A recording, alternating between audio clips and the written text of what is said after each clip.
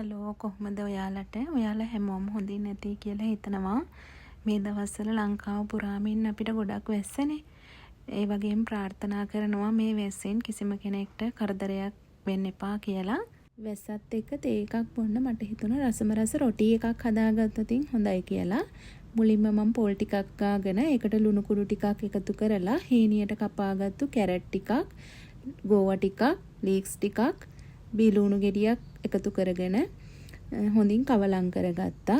එයින් පස්සේ මම මේ කවලම් කරගත්තු මිශ්‍රණයට හලාගත්ත පාන් පිටි ස්වල්පයක් එකතු කරා.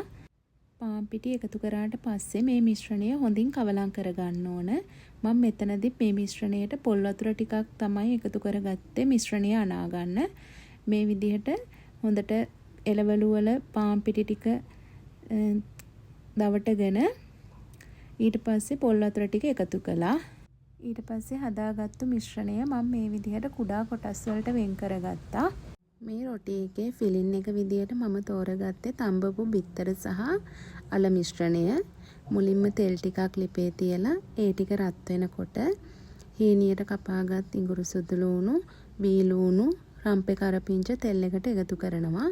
ඒත් එක්කම කෑලි මිරිස් ටිකකුත් එකතු කරලා ඒ මිශ්‍රණයට අපි හදාගත්තු අල සහ බිත්තර එකතු කරනවා.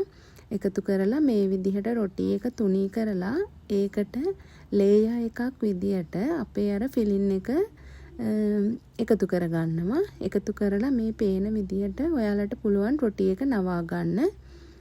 ඒ නවාගත්තු රොටි එක මේ විදිහට තව පොඩ්ඩක් තුනී කරගත්තා. මේ වෙද්දිත්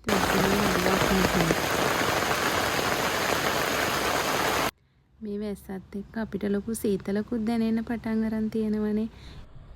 සීතල හින්දා තමයි මම මේ ඉතින් දරලිප ගාවට වෙලා මේ විදියට ඉන්නේ.